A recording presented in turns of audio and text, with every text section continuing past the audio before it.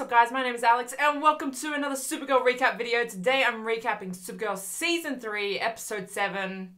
I have no idea what it's called, but let's get on to this. Also, as a quick note, if you guys want to see me live react to this episode, there's a live reaction on my Patreon, so if you guys want to go check that out, there is a link to my Patreon in the description. But let's talk about this episode. So I'm going to start off with Mon-El because I kind of want to end this video on a high. Mon-El returning has been something that I've been dreading forever. I just, yeah, I'm just not a fan of Mon-El. As you guys probably know if you watch my videos at all. But, he's back. Here's the thing. I have said previously in other videos, I wouldn't have minded Mon-El as much. I probably wouldn't have cared about him if they had just left him as a side character, you know, not made like all of season 2 about him. If he wasn't forced to be this douchebag and have this dumb, non-existent kind of redemption story. I don't understand how they thought season 2 was a redemption story for him, because anyway, moving on.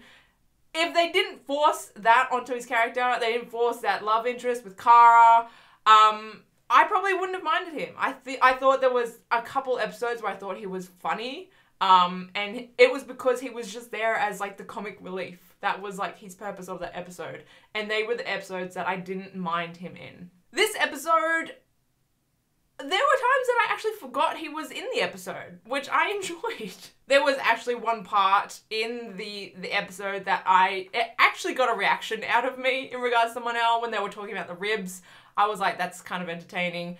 Mostly because of Kara's reaction. I don't know. I just thought it was entertaining, her reaction to having to hoof down all the ribs that she could possibly eat. So as much as I dislike Mon-El, I enjoyed in this episode that I could just kind of forget about him. We do, obviously, I think like there was some rumors going around, so I've sort of been prepared for this, but we saw at the end, Mon-El is married. So the whole sort of time thing confused me. So he went off in a pod, as we saw. He went into some time warp thing, and he went forward, how many years? I don't know how many years exactly. But he's living in, what did he say, the 31st century? Yeah. So 10 centuries. But for him, he has been living, he's been going about his day-to-day life for 7 years, even though he sort of jumped up into the future. And then he somehow jumped back into the past because that ship has been in the past in that rock for 12,000 years. So they jumped back way too far, apparently. Time messes with my head. Whenever it's in like TV shows, it really, really messes with my head.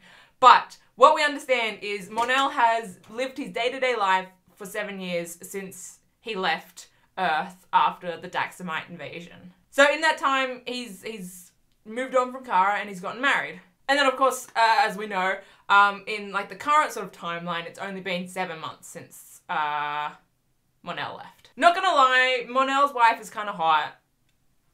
I mean, it's true. I'm just waiting for them to announce kids now. So, I don't know. As much as I've been,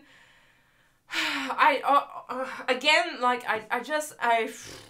Supergirl just, because I'm like, there is a possibility that they could write Mon-El into the season and me not absolutely hate him like I hate him in season 2. But then I remember, like, that god-awful man, Andrew, was actually part of the season, so I say, you know, they could just, you know, make Mon-El just not annoying this season, but I also don't have very high hopes for that. So, we shall see what happens with Mon-El.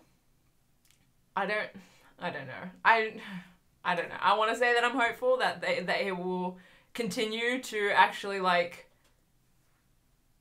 not make his character annoying as fuck, but we're talking about the CW. Okay, moving on from that, we had some just like a tiny bit of storyline from Jean and his dad.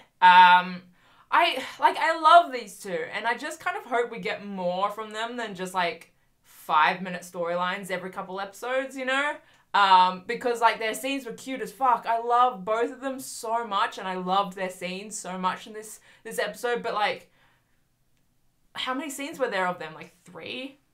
So I just, I mean, my issue with Jean, like, for a while has been, you know, they just completely nerf him. They nerf him, his character, his storylines, his arc. They just don't give him the time of day. And it kind of feels like they're doing that with his dad as well now, which, I mean, is not surprising.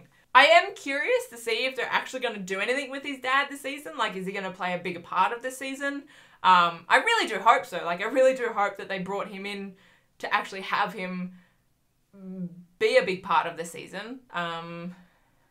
But again, we're talking about the CW here, so they could have just brought him in and been like, okay, we just wanted to tell this family reunion storyline, and now we don't really know what to do with him. Like, I just, they like to pick up storylines and not finish them. Like, they just kind of like, they forgot about like the Danvers dad storyline. Where did he go? Where did Jeremiah go? He just disappeared, and no one cares. So, as much as I have high hopes that I hope that he plays a big part in the season, I also would not be surprised if they don't really give him anything, and his biggest role was what episode was it that they found him? Episode 2?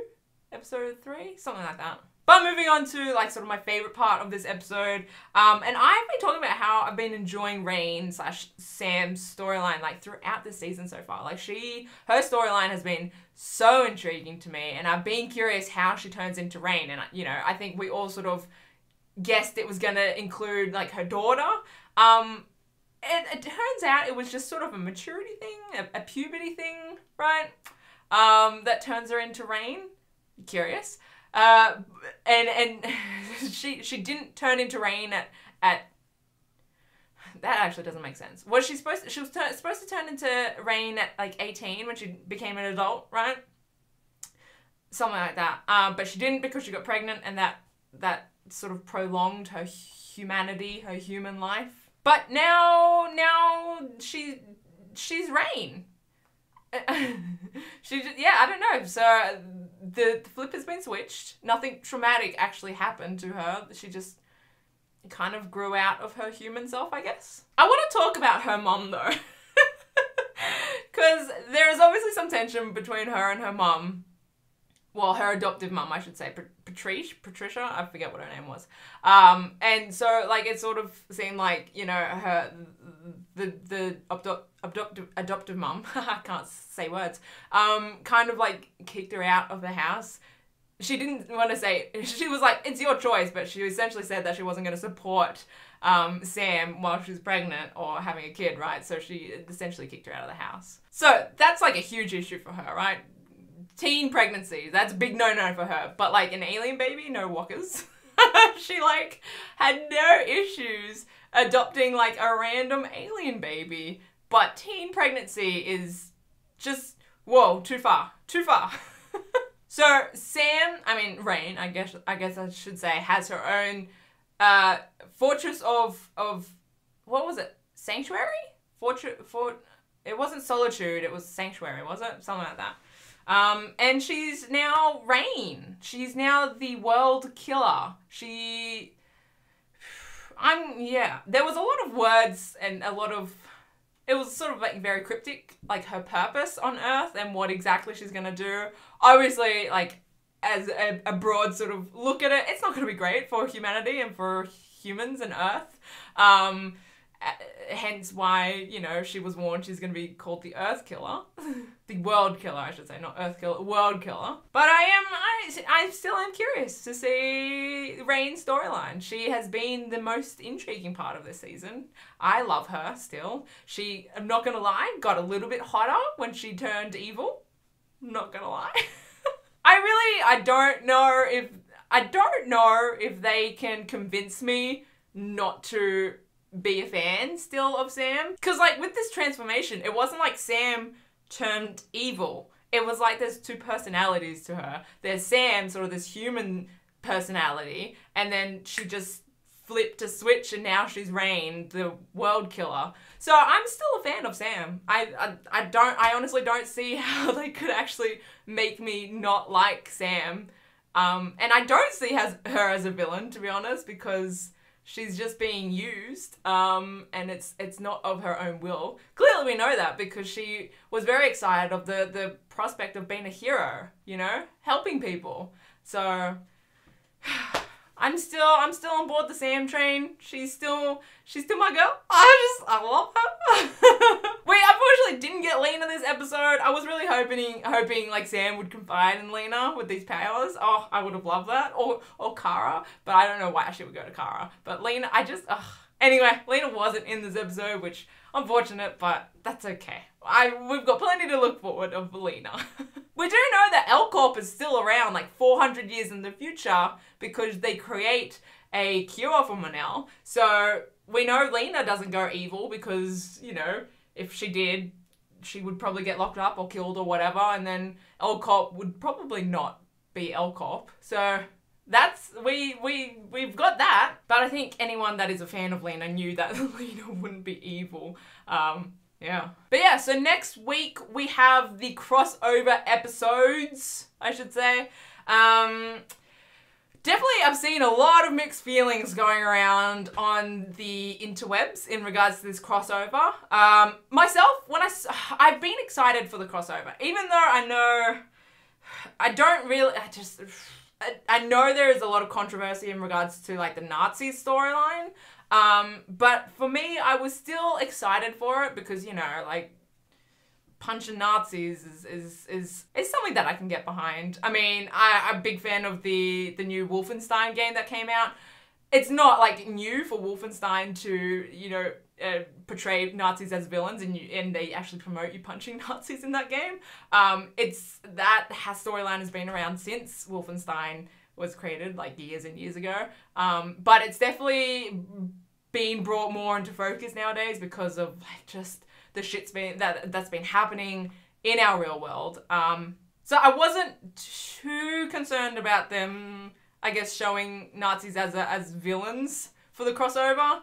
But I kind of got a little less hype for it after seeing the trailer for this crossover. And honestly, it was just because it just was a lot of them fighting themselves. And I was like, oh, if this is just going to be them fighting themselves for 4 hours, that might be a little boring. That was like the thing that kind of, that I was like, oh, I don't know about this crossover now. I was a bit worried that it wouldn't be as entertaining as I was hoping it was going to be. But I don't know. Hopefully, I hope that I'm wrong. I hope that the crossover is entertaining.